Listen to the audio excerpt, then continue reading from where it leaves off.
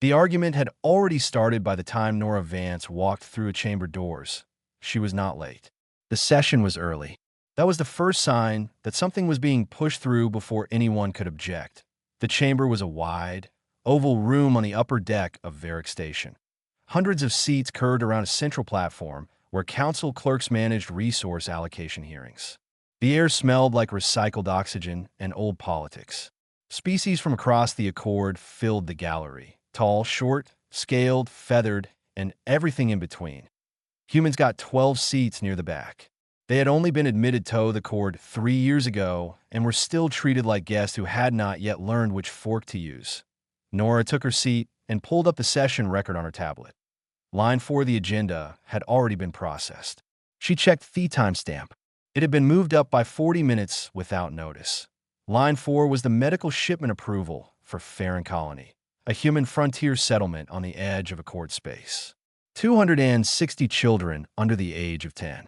A bacterial outbreak that local medical teams could not handle alone. The shipment had been approved 6 weeks ago. It was supposed to be a formality. She scrolled to the resolution note. Shipment reassigned. Priority claim filed by Siraki's sector under Doctrine of Hierarchy. Clause 9, subsection 4. Higher rank speciation resource competition supersedes lower-ranked approval. Nora set the tablet down very carefully. She stood up. "I formally object," she said. The clerk, a thin Siraki with pale blue skin and an expression that suggested he had never been interrupted before, looked up from his platform with something close to amusement. "The objection is noted," he said. "The resolution stands." "On what grounds?" Nora asked. Clause 9. As recorded. I understand what was cited. I am asking for the legal basis of the priority claim. The shipment was approved and scheduled.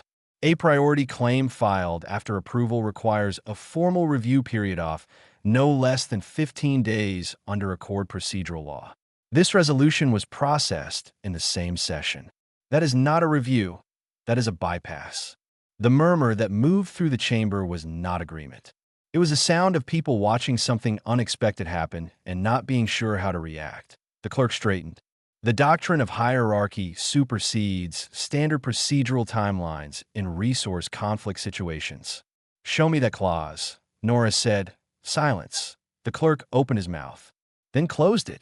He scrolled through his platform with slightly less confidence than before. From a senior council bench at the far end of the chamber, a figure leaned forward. Counselor Drev was one of the oldest Suraki on the station. His skin had deepened to a dark, almost gray-blue with age. His robes were layered and formal. He had been on the Accord Council for longer than most species currently seated in the chamber had been members, that he spoke calmly. That was always how he did it. Calm like stone. Representative Vance. He let her name sit in the air for a moment. The doctrine of hierarchy is not a clause to be requested like a food order. It is the foundation of galactic civilization as we know. It predates your species' admission to the Accord by 4 centuries. The ranking system it establishes is what allows this body to function without endless dispute. I have no argument with the doctrine's history, Nora said. I have a procedural objection to this specific resolution. Those are different things.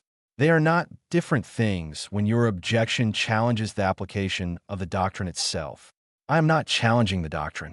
I am asking for the subclause of that allows a priority claim to skip a 15-day review. If I Texas, show it to me and I will sit down. Drev looked at her the way someone looks at a door that will not open the way it is supposed to. The clerk will note the objection and move the session forward, he said. The clerk has not answered my question, Nora said. She was not shouting. She was not emotional. She was standing with her hands flat on the desk in front of her, speaking in the same tone someone uses when they are reading a weather report. That, more than anything, seemed to bother people. The clerk shuffled through records for another 30 seconds that he found nothing. Because there was nothing to find. The subclause Drev had implied did not exist in the written text that it existed in tradition. An assumption. In 400 years of noon ever asking to see it written down, Drev called an end to the objection period. The resolution was logged. The medical shipment remained reassigned. Nora sat down, She did not argue further. She wrote 3 things in her personal record: the session timestamp, the name of the subclause that could not be produced, and the exact words Drev had used, foundation off galactic civilization as we know it. She would need all of that later as the chamber emptied. She felt someone stop beside her seat. She looked up. A young Karath aide, slight and gray-feathered, set Asmal data chip on her desk without a word. He glanced toward the door where Drev had exited, then back at her. Then he walked away. Nora picked up the chip and turned it over in her fingers. She recognized the archive seal on the casing. It was old. Official. Accord historical records, pre-modern classification. She put it in her pocket and gathered her things. The children on Farron Colony were still sick. The shipment was gone, and Nora had just been handed something that someone thought was important enough to risk giving her in a room still full of people. She intended to find out why. The data chip was not encrypted. That was the first thing Nora noticed when she plugged it into her personal terminal back at her quarters. No look, no access code. Whoever had prepared this did not need to hide it. They just needed someone to actually read it. The archive loaded slowly. The files were old, not damaged, just dense with layers of legal language that had been formatted for a record system the Accord no longer used. She ran it through a translation filter and started at the beginning. The doctrine of hierarchy had been written during what the Accord history called the Founding Conflict, a 3-way war between the Siraki, the Burathi, and the Karath that had lasted 60 years and ended not with a winner, but with exhaustion. The 3 species had been bleeding each other dry and finally agreed to stop. The doctrine was the agreement, a ranking framework to manage resource disputes so that no species could claim equal footing and restart old arguments. It gave the Suraki the top position, which was why they had agreed to it. It gave the Burathi military authority, which was why they had agreed to it. It gave the Karath archival and record rights, which was why they had agreed to it. What it did not give any of them was permanence. Nora leaned forward. Buried in the original founding document, between a resource taxation clause and a border management article, was a paragraph she read 3 times to make sure she was not misunderstanding it. Amendment Provision, Article 7. The framework established herein is recognized by all founding parties as a temporary structure, designato facilitate post. Conflict stability. Should any member species, upon formal admission to the Accord, identify a procedural or structural inequity that conflicts with the founding principle of preserving life across all admitted species, they retain the legal right to file a challenge of doctrine before the full council. The challenge must be heard. It cannot be dismissed by procedural vote without full council review. She sat back in her chair at a challenge of doctrine. It had a name. It had a legal mechanism that IT was sitting right there in the founding document that every council member claimed to revere and had not been used in over 400 years. She checked the filing history. The last recorded challenge of doctrine had been filed by a small species called the Red Hari 412 years ago. The record of the outcome was 2 lines. Challenge withdrawn by filing party. No council review conducted. Withdrawn. Not dismissed. Withdrawn by the filers themselves. She wondered what kind of pressure it had taken to make them do that. Nora copied the relevant articles to her own system and removed the chip. She held it for a moment, then put it in her desk drawer. She sent a message to Ambassador Oyen asking for a meeting in the morning. Then she spent the rest of the night building a legal summary. Oyen arrived at her quarters looking like a man who had already guessed what she was going to say and had spent the walk over deciding how to talk her out of it. He was a careful man, measured, good at long-term political navigation. He had helped keep the human delegation from making too many enemies in their first 3 years, which was harder than it sounded. Nora handed him the summary. Without preamble, he read it. He set it down. He looked at the ceiling for a moment. "You want to file a challenge of doctrine," he said. "It is a legal mechanism in the founding document. The shipment was a procedural violation. The 2 are connected. Nora," he said her name carefully, "we have been in the Accord for 3 years. We have 12 seats. There are species here that have been members for 2 centuries and still cannot get council time without a senior sponsor. If we file this, we are not just objecting to a shipment. We're telling the Suraki that their system is broken. Their system let children go without medicine, using a clause that does not exist in writing. I know, and it is wrong. But wrong and winnable are not the same thing.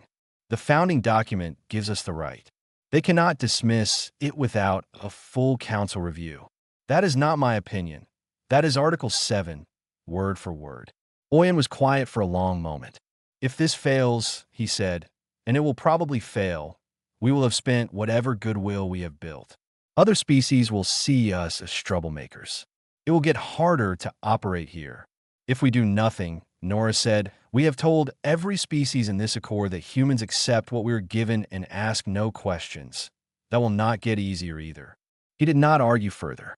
He also did not agree. He left saying Hainade to think, which Nora took to mean he was going to quietly hope she changed her mind. She filed the challenge of Doctrine before the station's next day cycle began. She filed it under her own name, not the delegation's. She did not want Oyen pulled into it unless he chose to be by the time the filing was confirmed. Her communication log had already received a message from Counselor Drev's office. IT did not say much. It requested that she present herself to a credential review hearing at third session tomorrow. They were moving to pull her diplomatic status before the challenge could be formally accepted. Nora read the message twice. She saved it. Then she started preparing for the hearing, because she had expected exactly this, and she had already written most of what she needed to say. The credential review chamber was smaller than the main hall, but packed tighter. Word had moved fast. Species who had no formal role in the hearing had found reasons to be nearby, standing in the corridor, seated in the observer gallery, pretending to review files on their tablets while watching the room that a human had filed the challenge of Doctrine. Most of them had never heard of the mechanism before. Some of them were there because they were angry. Some were there because they were curious. Fleet Speaker Han was in the back row of the gallery. He was Burathi, broad-shouldered, dark-skinned with a faint copper sheen, and built like someone who had spent decades in armor. He held no official role in this proceeding. He had come because one of his aides had told him about it, and he had made a sound that, in Burathi culture, meant let me see this for myself. Nora sat at the respondent table alone. Oyen had offered to attend. She had told him to stay away for his own protection. He had looked relieved and guilty about being relieved. The review panel was 3 Accord senior members, 2 Suraki and Adrelin, a species that looked vaguely like tall, gray-skinned humans but were not and would be offended if you said so. Drev was not on the panel. He was, however, seated at the council bench to the side in an advisory capacity, which meant he could speak but not vote. That IT was a thin distinction and everyone in the room knew it. The panel lead opened the session with the standard framing. The purpose of the hearing was to review whether Representative Vance's recent filing represented a misuse of diplomatic access or a breach of Accord conduct standards that would justify suspension of credentials. Nora let him finish. Then she asked to see the specific conduct code being cited. The panel lead named it. Accord Conduct Standard 14, Clause 2. Misrepresentation of legal standing in a formal filing. Nora pulled up her copy of Standard 14 on her tablet. She had read it 4 times the night before. She read the relevant section aloud. The clause defined misrepresentation as filing a claim that the filer knows to be without legal basis. She then read Article 7 of the founding doctrine document aloud. The full text. Slowly. When she finished, she looked at the panel. The challenge of doctrine is explicitly established in the founding document as a right available to admitted member species. My filing cites Article 7 directly. The legal basis exists in writing. Under a conduct standard you have cited, misrepresentation requires that I knew my claim had no legal basis. I did not know that because it is not true. The legal basis is in the document you all swore uphold. One of the Suraki panel members leaned toward the lead and murmured something. The lead's expression did not change, but his posture shifted slightly. Drev spoke from the advisory bench. His voice was smooth. Article 7 has not been invoked in 4 centuries. Its practical application in the modern Accord framework is, at minimum, unclear. Unclear is not the same as invalid, Nora said. If the Council's position is that a clause in the founding document has expired through non-use, I would ask for that to be stated formally and in writing. because that would itself be a significant legal development. Silence. Drev tried another angle. You're filing names a resource allocation decision as an inequity that conflicts with the founding principle of preserving life. That is an overreach. Resource decisions involve complex priority structures. The Doctrine manages these structures. Point 1 delayed shipment does not constitute a structural failure. The shipment was not delayed, Norris said. It was taken. It had been approved and assigned. A priority claim was filed and processed in the same session, bypassing the 15-day review window required under procedural law. I raised a procedural objection in the chamber and was asked to produce the subclause authorizing the bypass. That subclause was not produced because it does not exist. What exists is a tradition of not asking for it in writing. From the back of the gallery, Fleet Speaker Han made a very quiet sound. It was not quite a laugh. It was the sound a person makes when they see something done well and are not sure they want to admit it. The panel attempted 2 more procedural angles over the next hour. Nora had prepared responses to both. She did not raise her voice once. She did not make it personal. She kept bringing everything back to the written text because the written text kept saying what she needed it to say. After 90 minutes, the panel lead called a recess. They returned 12 minutes later. The credential suspension motion was denied. The challenge of Doctrine filing was confirmed as legally valid. The hearing was closed. Nora gathered her materials and stood. She walked out at the same pace she had walked in. She did not look at Drev. She did not need to in the corridor outside. She stopped and let out a slow breath. Rail, the young Karath aide, was waiting near the corridor wall. He looked like he had not slept. That was the data chip, he said quietly. It was not a question. It was, she said. What happens now? Now I have 30 days to build the full case before the council session. She looked at him. You should stay away from me. This is going to get harder before it gets easier. Rail was quiet for a moment. I work in the archive office, he said. I have access to 40 years of resource allocation records across all member species. He paused. I start at 6th hour. Nora looked at him for a long moment. I will be at the archive office at 6th hour, she said. She walked back toward her quarters. 30 days. One confirmed legal mechanism. One very tired Karath aide who had just made a decision that could cost him his career. She had work to do. Nora had expected silence. She had prepared for silence. She had built her legal strategy around the assumption that no other species would risk association with a challenge that Drev and the senior Siraki Council had already made clear they considered an act of arrogance. She planned to argue the case on documents alone. She was wrong about the silence. IKT started on the 3rd day after the credential hearing. A sealed message arrived through the Accord's internal diplomatic channel. The sender was listed as a minor rank species called the Drati, small, reclusive, known mostly for their coral farming operations, own a cluster of ocean worlds near the outer sectors. The message was short. It said that a Drati settlement had lost its approved water purification equipment to a priority claim filed under Doctrine Clause 911 years ago. They had never spoken about it. The equipment had been given to a Suraki agricultural station that had not used it. They had a full record. They wanted to know if their record would be useful. Nora replied within the hour.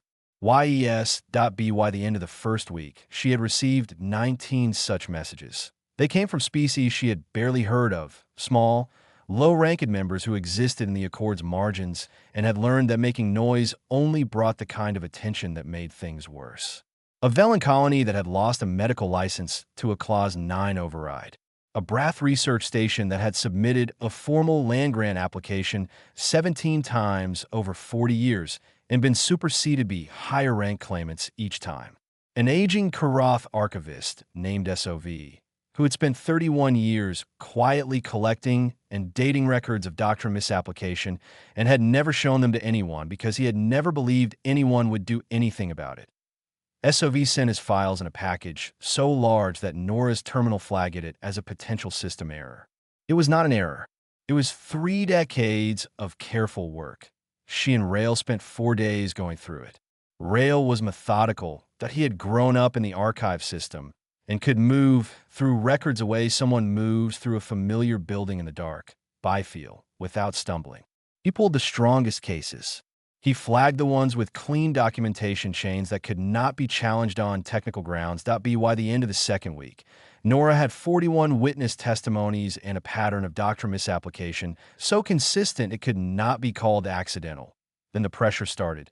She heard about it first from the Drati, who sent a brief message saying they had been contacted by a Suraki trade liaison who had strongly suggested that their coral export licenses were up for review and that this was a routine matter unrelated to anything else. The Drati understood exactly what routine meant in this context. 3 witnesses withdrew over the next 4 days. They sent apologies. Nora did not blame them. She saved the withdrawal messages.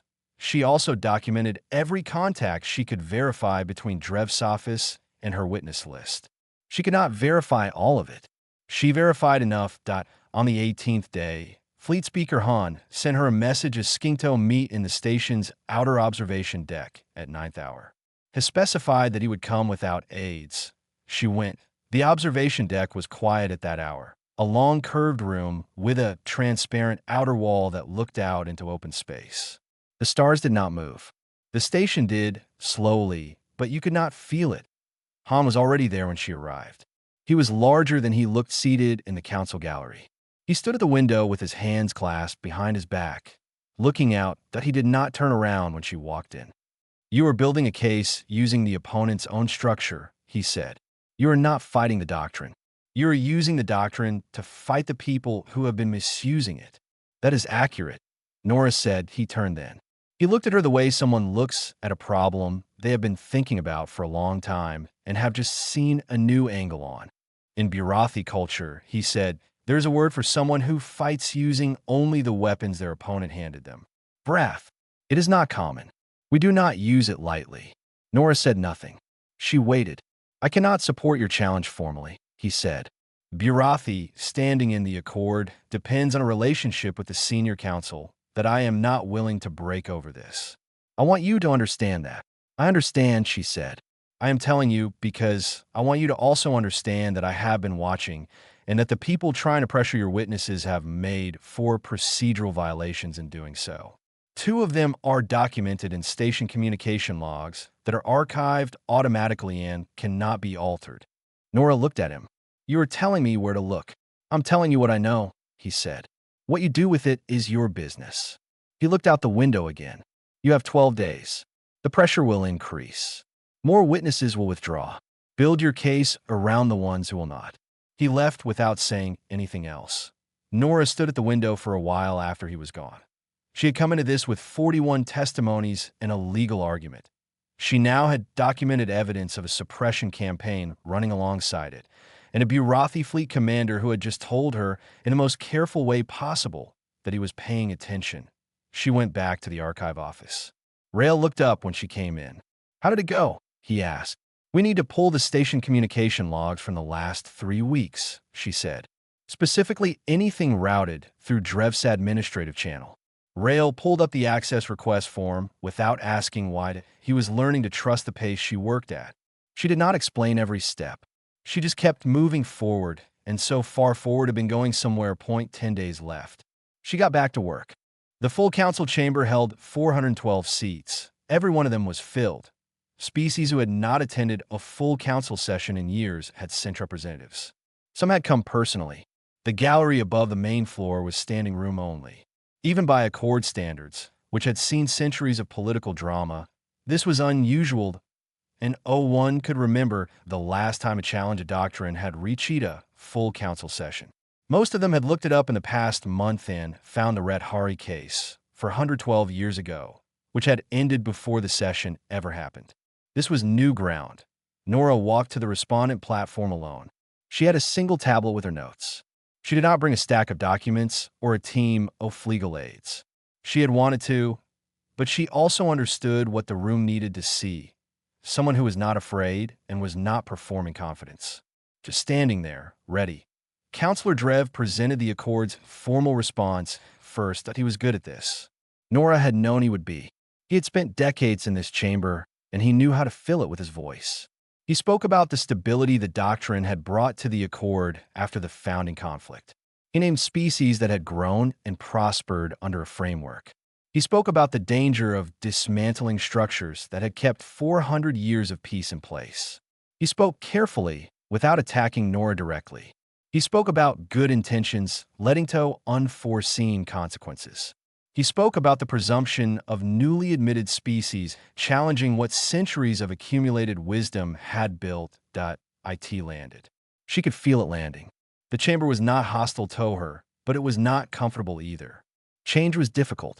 Drev was reminding them of that, softly and with great skill. When he finished, the floor was hers. Nora did not start with a legal argument. She started with Farron Colony. She described it simply. A frontier settlement. A bacterial outbreak, 260 children. A medical shipment that had been approved 6 weeks in advance and removed in a single session without the review period required by procedural law, under a subclause of that, could not be produced in writing when requested. She did not ask anyone to feel sad about it. She stated it as a fact. Then she moved forward. She presented Article 7. She read it in full. She explained the filing process she had followed, step by step, and noted that the filing had survived a credential review challenge, which meant the Accord's own review panel had confirmed its legal validity. She presented the 41 testimonies. She did not read all of them. She read 7, selected because they represented the clearest documented cases across different species, different sectors, and different decades. A pattern does not need to be exhaustive to be real. 7 clean examples, well documented, spanning 30 years, told the story clearly enough. Then she presented the communication logs from Drev's administrative channel. 11 documented contacts with her witness list over a 20-day period. 3 of those contacts had preceded witness withdrawals within 48 hours. She stated the correlation without characterizing it. She let the room draw its own conclusion. Drev stood immediately. He called the log presentation irrelevanto, the challenge subject matter. He said the implication was defamatory and without direct proof of intent. Nora turned to face him. The contacts are documented in station records that are automatically archived and cannot be altered. That I did not characterize intent. I presented timing. The council can evaluate what it means. She turned back to the full panel. Counselor Drev argued that the Doctrine has maintained 400 years of stability. He is not wrong. It has. I am not asking this council to destroy the Doctrine. I am asking this council to read it. She paused. The founding document does not say the Doctrine is a permanent and unchangeable law. It says it is a temporary framework designed to preserve life across all admitted species. Article 7 is not a flaw in the system. It is the system working as intended. The founders included it because they understood that a framework built by 3 species at the end of a war might not be perfect, and that the species who came after them deserve the right to say so. She let that sit. I'm not here because humans want a higher ranking. I'm not here because I think the Accord is broken. I am here because a room full of people applied a rule that does not exist in writing to take medicine from sick children, and when I asked to see the rule, no one could show it to me. She closed her tablet. If the Doctrine exists to serve life, show me how this serves life. If it cannot, then the amendment clause is not an attack on this institution. Is the institution doing what its founders said it should do? She sat down. The chamber was quiet for longer than it usually was between speakers. A few council members were looking at each other. A few were looking at their tablets, where she suspected some of them were reading Article 7 for the first time. The vote was not called until 2 hours later, after 3 rounds off or mal council deliberation. It was not a landslide. The final count was 226 to 186. 31 abstentions. The challenge of Doctrine was upheld. Amendment provision, Article 7 was formally reinstated as active Accord law. A review commission would be established to examine Doctrine applications over the past 50 years. The medical shipmentry assignment from Farron Colony was reversed and flagged as procedurally invalid. The chamber did not erupt. It did what large political bodies do when something significant happens. It got loud, then louder, then split into 100 different conversations happening at the same time. Nora sat at the respondent table and waited for the noise to reach its peak before she stood to leave. As she turned toward the exit, She saw Han in the gallery.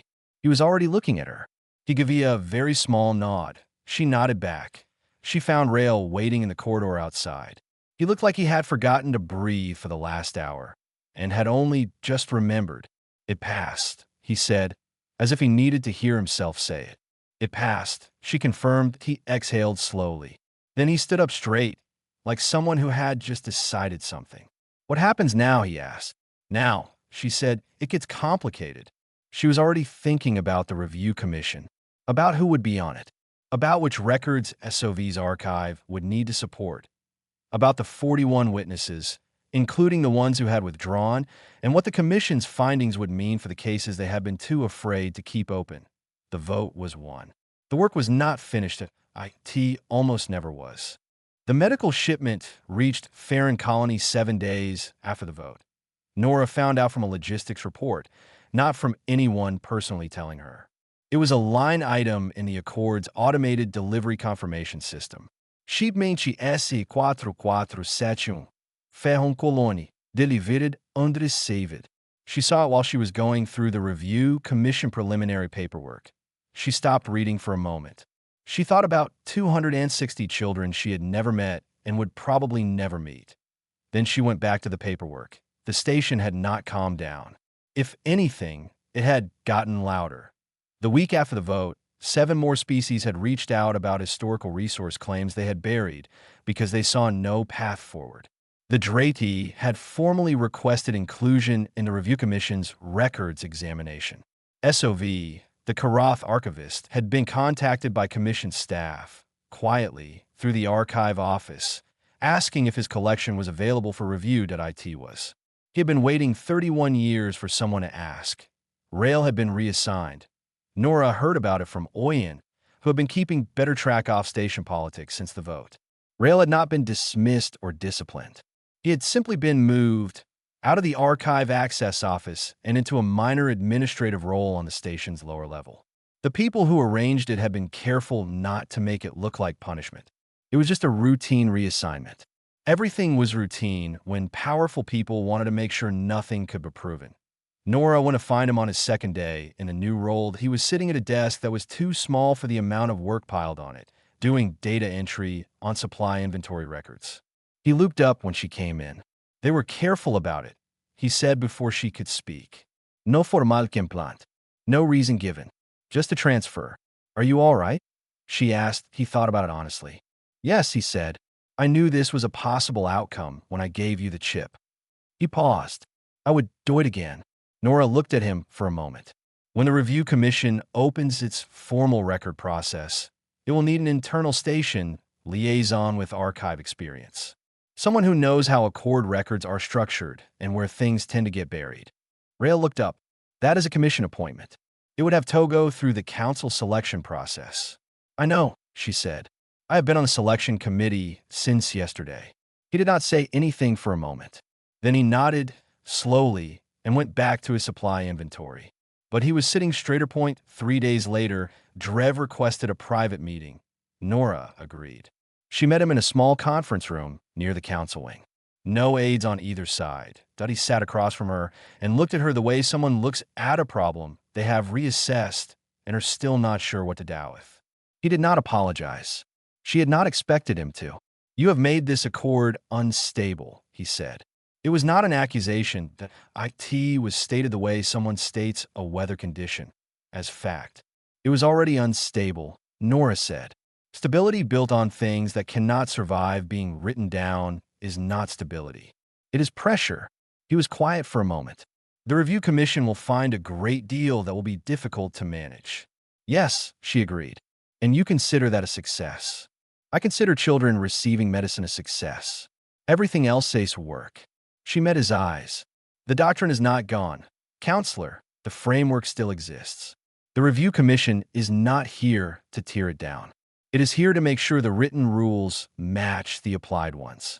If the doctrine is as solid as you say it is, the review will confirm that. He looked at her for a long moment. He did not respond to that. She suspected it was because he was not certain the review would confirm that, and he was wise enough not to say, so he left without the conversation going anywhere that could be called resolved. Nora, did not expect resolution from him. She expected him to keep working against the parts of this that threatened what he had built. That was fine. She would keep working too. The thing about powerful systems was that they did not fall because someone hit them hard enough. They bent when enough people stopped pretending that the unofficial rules were the same as the written ones. That was a slower process. It was also a more durable one that on the day the review commission held its first formal session, Han stood up during the Accord's open council address period and spoke for approximately 4 minutes about the challenge of Doctrine case. He did not praise Nora by name directly. He spoke about the outcome that he said the Accord had demonstrated the capacity to examine itself, which was the mark of a system built to survive. Near the end of his address, he used the word wrath that he used it in the context of a philosophical point about types off strength. He did not explain what it meant. Burathi council members in the gallery went very still when he said it. The species who did not know the word noted it and looked it up later. Most of them found no clean translation. A few found a rough one. A warrior whose greatest weapon is the weapon their opponent left within reach. Nora was not in the chamber when he said it. She was in the archive office with Rail, going through the first batch of commission records. She heard about it from Oyen, who was still cautious, but had stopped looking like a man waiting for disaster. Han used an old Burathi term for you in open council, he said. I know, she said. Do you know what it means? More or less. He nodded slowly.